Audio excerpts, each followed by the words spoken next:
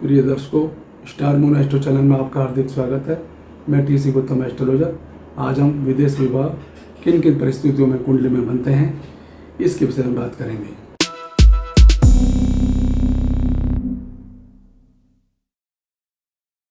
विदेश विवाह सप्तम भाव, अष्टम भाव, नवम भाव और द्वादश भाव, जब इनका संबंध होता है और इन पर राहु का प्रभाव हो तो ऐसी स्थिति के अंदर जो है विदेश में विवाह होते हैं।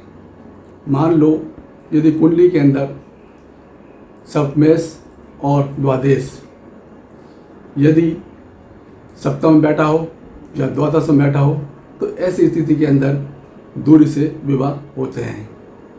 यदि मान लो सप्तम भाव का स्वामी और द्वादश भाव का स्वामी यदि तीसरे भाव में, आठवें भाव में, नौवें भाव में, 12वें भाव के अंदर यदि बैठा हो तो ऐसी स्थिति के अंदर जो है व्यक्ति के बाहरी स्थानों से जो है रिश्ते आते हैं।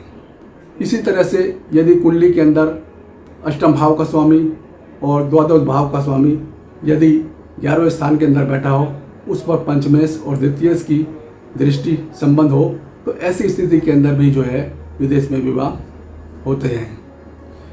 यदि मान लो कुंडली के अंदर सप्तम भाव का स्वामी और द्वादश भाव का स्वामी यदि द्वादश भाव के अंदर बैठे हों और उस पर पंचमेश की दृष्टि हो तो ऐसी स्थिति के अंदर भी जो है विदेश में विवाह होते हैं।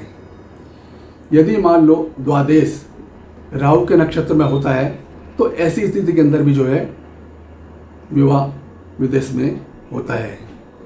यदि सप्तम भाव का स्वामी और द्वादश भाव का स्वामी नवम भाव में हो तो ऐसी स्थिति के अंदर विदेश में विवाह होता है और विवाह के बाद भाग्य उदय होता है। ऐसी स्थिति के अंदर जो है विवाह बहुत अच्छा जो है माना गया है। इसी तरह से यदि मान लो कुंडली के अंदर सप्तम भाव का स्वामी 12वें भाव में, 12वें भाव का स्वामी सप्तम में और यदि राहु का प्रभाव उन पर हो तो ऐसी स्थिति के अंदर जो है विदेश में विवाह होते हैं। यदि मान लो सप्तम भाव का स्वामी नवम में हो और नवम का स्वामी सप्तम में हो और राहु का प्रभाव हो तो ऐसी स्थिति के अंदर भी जो है विदेश में विवाह होते हैं।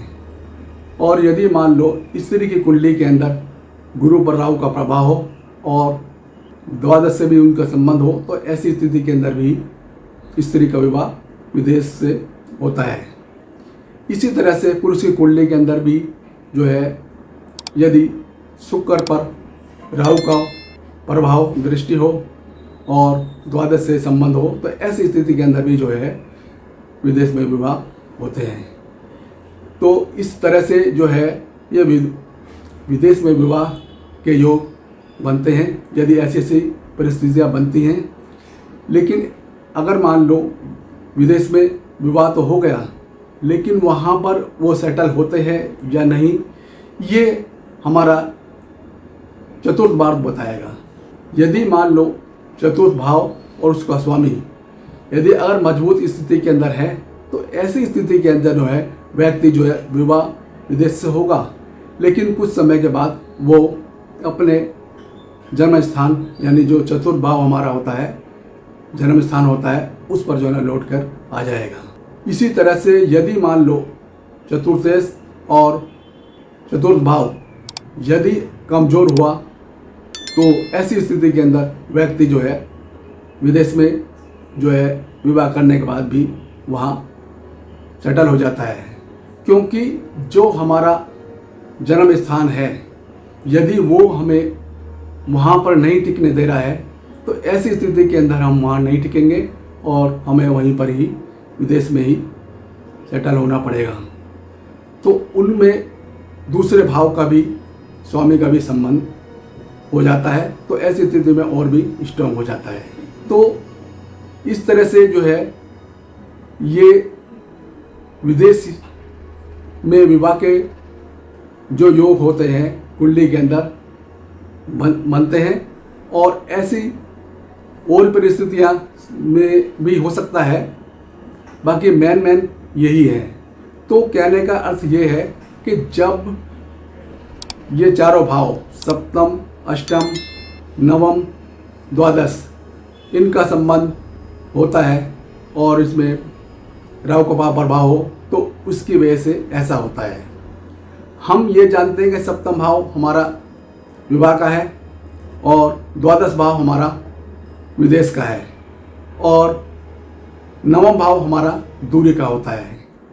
इसी तरह से जो अष्टम भाव है वो द्वादश से नवम पड़ता है, जिसके कारण वो भी जो है दूरी का होता है। इसलिए इन चारों भाव को जो है ना लिया गया है।